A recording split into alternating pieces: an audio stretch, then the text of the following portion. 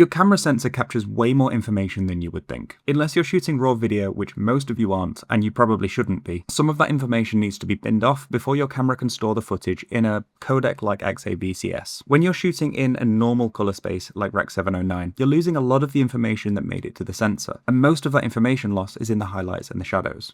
Log uses a different curve to prioritize dynamic range when compressing the image. I'm going to give you an analogy that's going to piss off all of the technical people, but it works for a beginner explanation. Your camera sensor sees this. Rec. 709 is this. Instead of just storing this, you take all of this and you squeeze it in. That squeeze makes the image look flat, but it's taking all of this information and making sure that it gets into this file.